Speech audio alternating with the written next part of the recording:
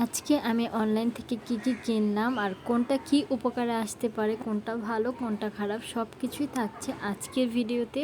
আর হাজার কাজের মাঝেও আমি কিভাবে আমার রান্নাঘরের চুলাটাকে এত বেশি ক্লিনিং রাখি, তার সব কিছু নিয়েই থাকছে আজকের ভিডিওটা। তো দুপুরে রান্না বাড়ার পর দেখো আমার চুলার কি একটা হাল হয়ে গেছে। এখন এটাকে আমি সুন্দরভাবে ক্লিনিং করে রাখবো, মানে দুপুরে রান্না বাড়া একদমই শেষ, এখন এটাকে ক্লিনিং করব।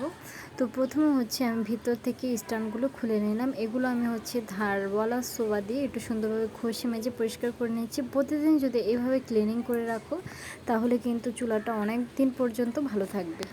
যে কোনো জিনিসই আমি মনে করি যত্ন সহকারে রাখলে সেটা অনেক দিন পর্যন্ত ভালো থাকে। আর আমি চেষ্টা করি প্রতিদিন রান্নার পর চুলাটাকে সুন্দরভাবে ক্লিন করে রাখতে, এতে করে কিন্তু দেখতেও ভালো লাগে। আমি প্রতিদিন সেম কাজ করি যাতে করে আমার চুলাটা নষ্ট না হয়। কারণ এর আগে আমি 14,000 টাকা দিয়ে একটি চুলা এনেছিলাম, যেটা আমি একদমই ভালোভাবে ব্যবহার করতে পারিনি। অনেক বেশি শখের ছিল আমার সেই চুলাটা, কিন্তু সেই চুলাটা সব কিছুই ঠিক ছিল, কিন্তু একটাই প্রবলেম ছিল। সেটা কি জানো, মানে যখনই আমি এলপি ভরতাম 1 সপ্তাহের মধ্যে আমার এলপি শেষ হয়ে যেত, মানে অনেক বেশি গ্যাস টানতো আর কি, যার কারণে আমি সেই চুলাটা বেশি দিন ইউজ করিনি। তারপর আমি একটু বাদাম ভেজে নিয়েছিলাম, যেহেতু রান্না বাড়া শেষ তাই বাদামগুলো একটু ভেজে রাখলাম। তারপর আমি অনলাইনে কিছু জিনিস অর্ডার করেছিলাম, সেগুলো মানে সেই পার্সেলটা চলে এসেছে, মানে দারাজ থেকে আমার জামাই অর্ডার করেছিল।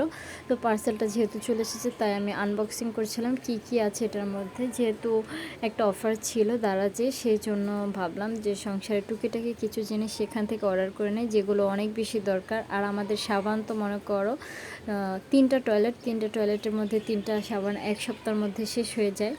এজন্য প্রায় লাগতেই থাকে। আর সব থেকে বেশি যেটা পেয়ে খুশি হয়েছে আমার ছেলে, সেটা ওর জন্য একটা বোর্ড অর্ডার করেছিলাম। যদিও ওর লেখার বয়স এখনও হয়নি, মাত্র 20 মাস ওর বয়স, কিন্তু ও এটা পেয়ে অনেক বেশি খুশি হয়েছিল আর কি।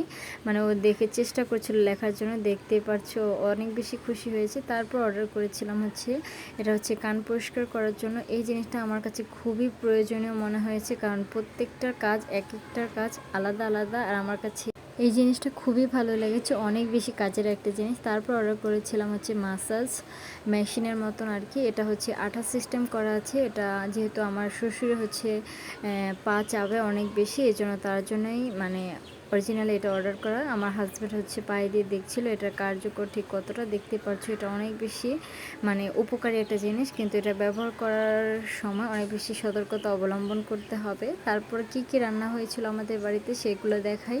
করলা ভাজি, ডাল, মুরগির রোস্ট আর রাইস রান্না হয়েছিল, তার সাথে চিকেন ফ্রাই তো থাকছে, আর শুটকি রান্না করা হয়েছিল আর ভাত। আর শসা আমার সব থেকে পছন্দের একটি ফুড বলতে গেলে।